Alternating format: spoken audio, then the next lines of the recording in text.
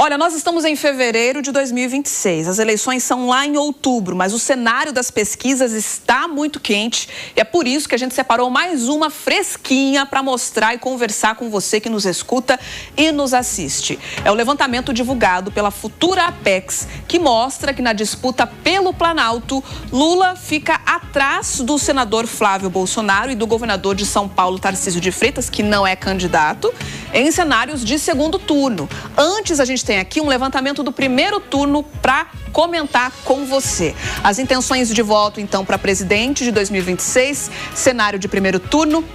Nele já, na primeira rodada de eleições, de votação, se fosse hoje, segundo esse levantamento, Flávio Bolsonaro sairia na frente do atual presidente da República. O candidato do PL com 37,2% das intenções de voto, Lula do PT com 35,9%. Ratinho Júnior, que seria aqui o candidato do PSD, a sigla não definiu ainda qual dos três pré-candidatos vai disputar, é importante reforçar isso, já aparece com 6,1%. Na sequência, Romeu Zema do Novo, que nós não sabemos se será realmente o pré-candidato ou se vai concorrer numa vice, isso também está sendo articulado nos bastidores, pontua com 4,9%. Os demais aqui, Renan Santos do Missão com 1,9%, Aldo Rebelo do Democracia Cristã com 1,2%, nenhum branco ou nulo, 7,7% dos entrevistados, e também tem ali aquela porcentagem que não sabe ou não quis responder ao levantamento, chegou a 5,1%. Agora sim, a próxima tela. Exatamente, nós vamos aqui ao segundo turno, as intenções de voto para presidente de 2026, e nesse caso, no segundo turno, entre Flávio Bolsonaro e o presidente Lula,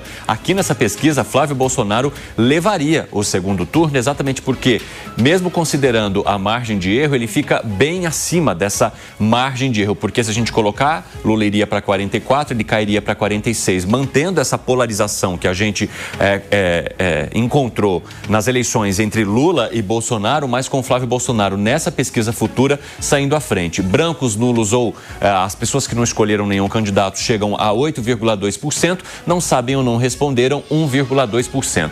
Vamos aproveitar e já analisar essa pesquisa aqui com o nosso Lucas Merreiro, que está aqui conosco. Daqui a pouquinho o Fernando Capês também se junta aqui a nós no estúdio para trazer a avaliação dele sobre essa pesquisa. Lucas Merreiro, é o cenário onde Flávio Bolsonaro aparece à frente, no primeiro turno mais apertado, mas no segundo turno com uma distância maior. Como é que você enxerga esses números e esse retrato que é tirado nesse momento? Bom dia.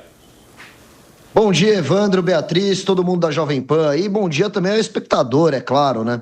Olha, fica bem complicado analisar essas pesquisas quando elas mostram resultados tão divergentes entre si.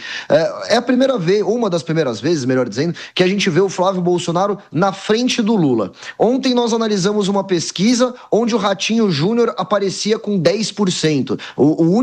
A única pesquisa em que o Ratinho pontuava com 2 dígitos. Então, há algo de esquisito nessas metodologias. Como que pesquisas que supostamente contêm a mesma pergunta, em quem você vai votar para presidente nas eleições de 26, dão resultados tão divergentes assim? Mas levando essa pesquisa em consideração, é aquela história da polarização entre Lula e Bolsonaro, ou dessa vez Flávio Bolsonaro, filho do ex-presidente, né? A gente vê que são duas figuras que, apesar de estarem opostas no espectro político, elas acabam se retroalimentando. O Flávio Bolsonaro, ele é um candidato que só ganha força disputando contra o Lula. E o Lula só ganha força disputando contra um Bolsonaro, né? Seja Jair, seja Flávio. Tanto é que a gente sabe que o Lula tem mandado recados para pessoas próximas ao candidato Flávio Bolsonaro, pedindo para que ele não desiste de disputar as eleições. Vejam só, o Lula tem dado declarações muito duras ultimamente, né? Falando que acabou o Lulinha, paz e amor, e até chegando a fazer algumas declarações meio marxistas, né, em reuniões da cúpula interna ali do PT. Mas ele não fala absolutamente nada do Flávio Bolsonaro. Quando fala, é de uma forma muito calculada, né, muito específica. Cadê aquele Lulinha que não é mais paz e amor, que agora vai bater de verdade nos opositores? Então, tanto essas posições desses dois candidatos, como o resultado das pesquisas que nós vemos hoje, mostra que o bolsonarismo e o petismo se retroalimentam. E o que seria melhor para o Brasil? Evidentemente, seria melhor superar politicamente esses dois polos, né? Não dá mais para a gente continuar dependendo nessa briga entre direita e esquerda simplesmente de Lula e Bolsonaro. Fernando Capeza ao vivo conosco também aqui no estúdio. Tudo bem? Que bom contracenar com você de novo. Também, prazer enorme. Bem-vindo. Bom dia, Bia. Valeu. Bom dia ao nosso telespectador, nosso ouvinte, sobretudo.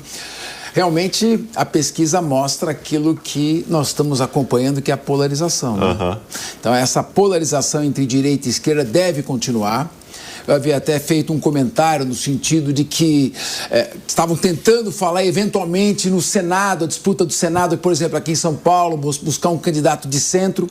Não me parece que o ambiente político seja de moderação nem de centro. O país permanece ainda com a polarização. E o que é mais? A pesquisa, ela retrata o sentimento, a sensação, o humor do eleitor naquele momento. Nós temos mais ou menos 30% que votam na direita em qualquer situação, 30% que votam sempre na esquerda e 40% que vão oscilando de acordo com o momento. O momento do atual presidente da esquerda não é bom. Nós temos déficits fiscais acumulados, batendo R$1 trilhão, quer dizer, gastando muito mais do que arrecadando, uma certa desorganização administrativa e esses escândalos. Máfia, DNSS, Banco Master, tudo isso tem repercutido negativamente para o governo. A população vê o governo muito ligada ao status quo. Então, me parece que nesse momento, a maioria da população está contra o que está acontecendo aqui, não necessariamente a favor da outra parte. Vale lembrar que a pesquisa foi feita de 3 a 7 de fevereiro de 2026. Foram entrevistadas 2.000 pessoas com 16 anos ou mais no Brasil.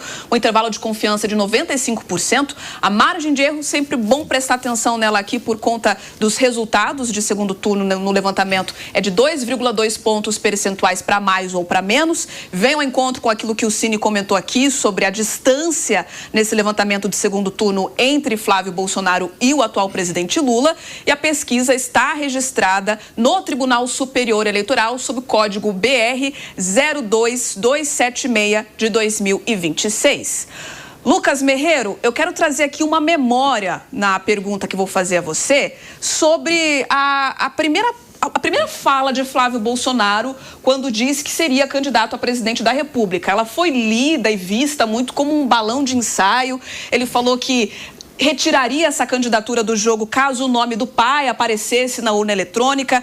O que você considera, com base nesse levantamento, que trouxe um melhor resultado para ele em segundo turno, que fez com que, de balão de ensaio até alguns momentos como de chacota, essa candidatura tenha se tornado, de fato, cada vez mais viável, ganhando essa musculatura toda?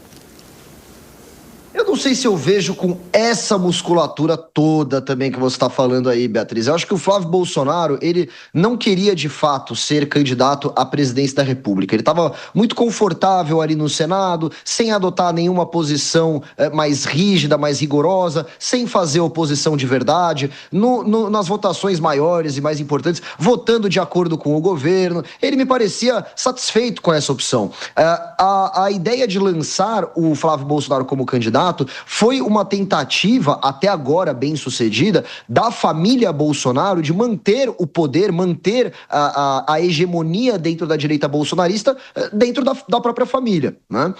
Mas, lembrando, o Flávio Bolsonaro não é um candidato que é muito bem quisto até pelos próprios eleitores bolsonaristas. Os eleitores bolsonaristas votam, sim, porque é filho do Jair Bolsonaro, porque é oposição ao Lula, então votam nele por esses motivos. Mas muita gente acaba desgostando dessa escolha do Jair Bolsonaro de nomear o seu filho como seu sucessor, muito porque entendem que na época em que Jair Bolsonaro era presidente da República, ele foi muito prejudicado por supostos esquemas de corrupção em que Flávio Bolsonaro estaria participando, como aqueles casos das rachadinhas, o caso da loja da Copenhagen no Rio de Janeiro, as visitas que ele fazia na prisão a milicianos. Então, são assuntos muito muito delicados e muito mal explicados também, né? Que acabam complicando um pouco mais para o eleitor apoiar o Flávio Bolsonaro. Acho que sim, provavelmente ele sairá candidato, mas ele está tendo que enfrentar muitos interesses, sobretudo do Centrão, que queria Tarcísio, e da Faria Lima, que também queria Tarcísio Gomes de Freitas, né?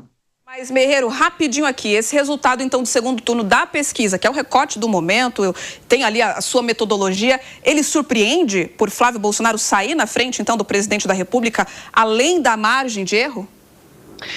Até surpreende, porque não é comum a gente ver nas pesquisas atuais o Flávio Bolsonaro estando na frente. Mas aí eu tenho um certo problema com pesquisas eleitorais no geral, Beatriz. Não é que eu seja um teórico da conspiração e acho que as pesquisas estão compradas para fraudar as urnas, não é nada disso. Eu acabo não confiando tanto assim no método, porque justamente se essas pesquisas tivessem um método efetivo, elas não seriam tão discrepantes entre si. Ora, veja, tem pesquisa que ainda faz o seu método, né, de pesquisa por meio de telefone fixo. Ora, quantos eleitores atendem telefone fixo quando tocam em casa? Quantos eleitores sequer têm telefone fixo? Né? Eu não estou dizendo que foi o caso dessa pesquisa aí, mas tem algumas que fazem. O que eu quero dizer é que é um método, são métodos que muitas vezes estão defasados e acabam não mostrando a realidade. Ontem mesmo a gente viu uma pesquisa que falava que 60%, quase 70% dos eleitores se consideravam de centro. Mas como que quase 70% dos eleitores se consideram de centro, sendo que a maioria esmagadora do eleitorado está escolhendo entre um candidato de esquerda